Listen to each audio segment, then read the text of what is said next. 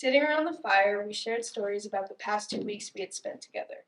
The time Sedona fell in the river, when we almost made it to the top of the sunrise hike, when we went mountain biking and Jordan hit a rock that sent her flying into a bush, when we went rock climbing and it took Julia over 40 minutes to climb about 10 feet high, which, if you know, that's not a lot at all. Our time here was over, but we would always remember the memories we'd shared together. We met as just a random group of 14 juniors and seniors who signed up for a program called Shift at Camp Timberline. We served campers for 2 weeks, and we served them by serving food to them. We washed their dishes, and we cleaned the lodge many times because the little swarm of campers would come through and mess it up over and over and over again. In between working, though, we would play games. We sat on the porch and talked. We caught axolotls in the lake, which we put back very safely. Don't worry. We went mountain biking, we backpacked for 2 days, we went rock climbing, and we attempted to do a sunrise hike. We came from different schools, towns, and even states. Each person came with a different story. I had gone to Camp Timberline for roughly 9 years, while others it was their first time ever even being in Colorado. Some came with friends, others came alone, but by the end of the 2 weeks, we never would have expected to be as close as we got. Each experience helped us bond more and more. We also had shift-only worship and Bible studies every day and night. And at first, we failed to share anything meaningful in these times. But throughout the week, as our friendship grew, so did our confidence to open up with one another. It was actually really cool how it was designed, because throughout the 2 weeks, we would have a different H, and I think there were 4 or 5 H's. And the first couple H's were words like hero or happy, and we would share about what made us happy or who our hero was. In the middle of the 2 weeks, our words were like hope and things like that, which were a little heavier but still pretty light. By the end of the 2 weeks, we were talking about our hardships together, and we talked about the things that we had gone through. By the end of the 2 weeks, we were also sharing a lot more deep and meaningful conversations during these times and outside of these times. We bonded in such simple ways that prompted us to open up with one another. And I think a story that is really important to me is me and Natanya, who I had never met before at this point, threw a football during a break, and we just talked about the basic parts of our lives, but after an hour or so, we started talking about more and more deep and meaningful things that had happened to us. Then, throughout the rest of the week, we continued to talk and share about our lives.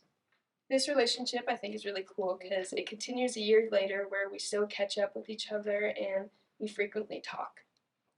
Friendship can be formed in so many different ways, with so many different types of people. In my capstone, I set out to research these ways and learn how to cultivate more meaningful friendship. Now, some of you in this room may be a little confused because I started off the year researching sports physical therapy. At the halfway point in the year, we all were to give our December speeches, and I decided to change my topic because after digging into it, I found I do not love physical therapy as much as I thought I did. Throughout the first semester, I experienced and interviewed this topic, but I actually struggled to write and even talk about it. I interviewed Kathleen Shockley, who is a physical therapist, and she gave me a lot of insight on physical therapy and her job, but one thing she told me about just finding a career in general stuck with me. She said, do not choose a career because of the schedule availability or the accommodations that can be made. Choose a career out of what speaks to you with what you love. Because if you figure out what you love, you will always be happy. It's not an easy route, it's a journey to figure out. But do not think you have to have the answer now. I took this and I connected it with my capstone and how I was struggling with figuring out what I loved.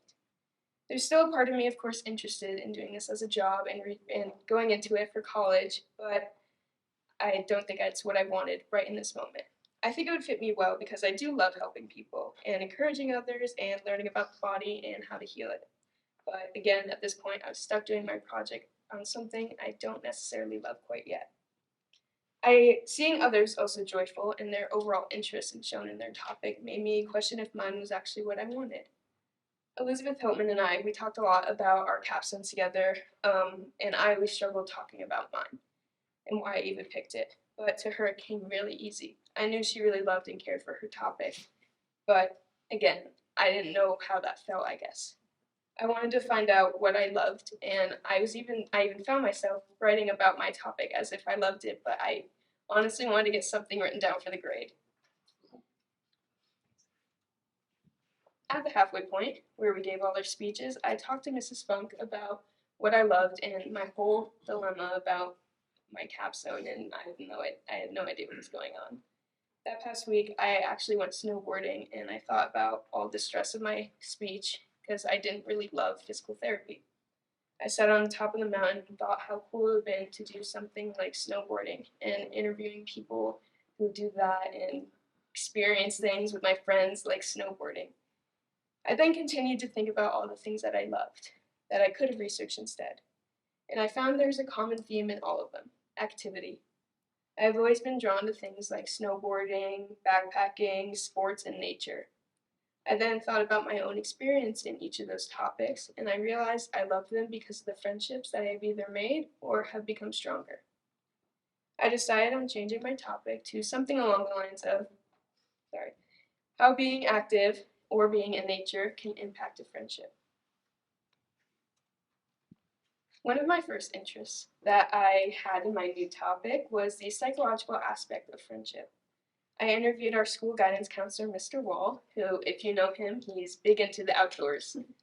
Mr. Wall actually studied adventure-based counseling in college. I don't know if that's the right name, but something along those lines. And he has a lot of experience in not only the outdoors, but as well as how it impacts people. Knowing this, I know I could get a lot of research ideas and just learn a lot more about this new topic. He led me to the psychological term awe, which probably all of you have experienced. And I found that studies say awe is that which creates a diminished sense of self that makes people focus on something bigger than themselves. This feeling is usually depicted in nature when seeing something intensely above oneself.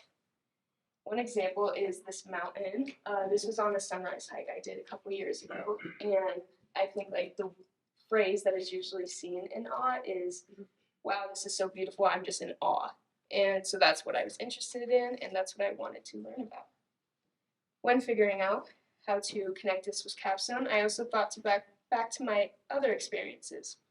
One experience is summer 2019. I went on a week-long backpacking trip with 9 others, and on this trip we took a day hike to this nature-made water slide, which sounds very weird, but it's basically all these smooth rocks that go down to this big pool, and it's like has water like flowing through it.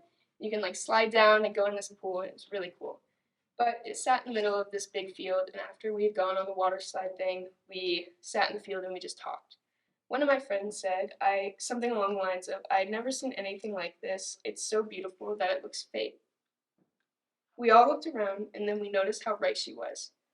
I remember feeling small as I scanned this open field full of flowers and these big mountain ranges all around me.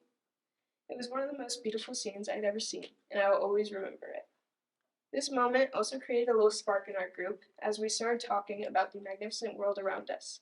We also even got into more meaningful conversations about our faith and how good God is and how cool His creation is.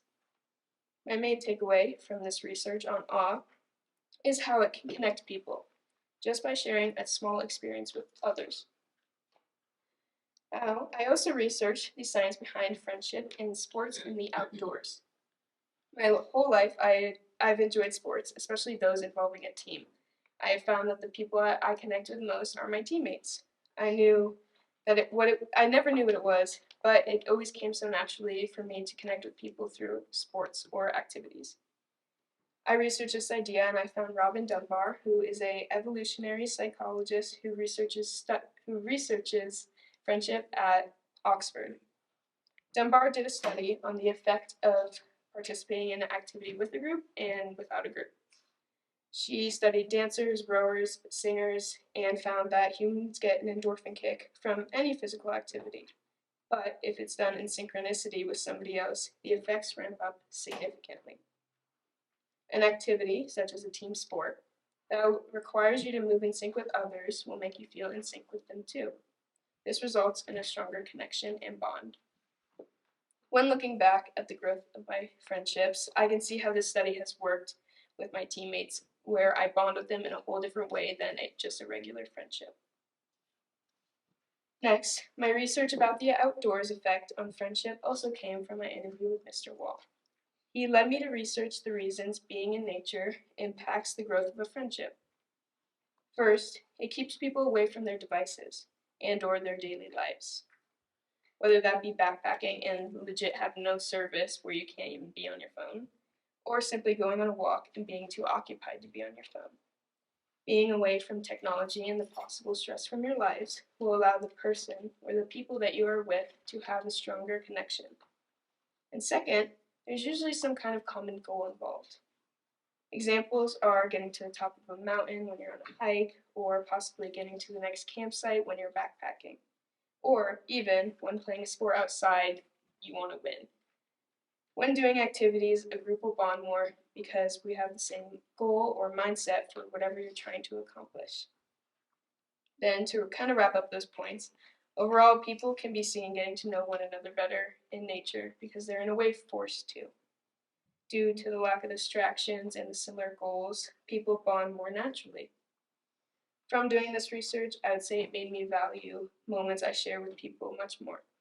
Recently, I found in soccer practices, I see myself more appreciative of having the opportunity to be outside, but also be with the people that I love. It's so great to do activities together, and taking advantage of these moments to grow with one another is so important for each and every one of us. My final lesson was figuring out how to connect Capstone with my faith, to which I decided to research the natural craving friendship has that God made in human. I found the book Made for Friendship, which is by Pastor Drew Hunter, and in his book he analyzes God's reasoning for friendship and answers how crucial it is for humans to have true friendship. He splits the book into 3 parts: the necessity of friendship, the gift of friendship, and the redemption of friendship. Personally, I focused on mainly the first 2 just because they connected with my capstone. But Drew Hunter writes about friendship in the Bible, anywhere from the creation narrative to the crucifixion of Jesus, and how friendship can actually be seen at the core of humanity and how God built us. In chapter 1, Drew Hunter analyzes the history of friendship. He declares friendship is truly at humanity's core, which is seen not only by Christians, but what I thought interesting is he says it's actually many other religious and cultural people groups say the same. Hunter specifically brings up the Greek philosopher Aristotle, who considers friendship indispensable for life, which means absolutely necessary.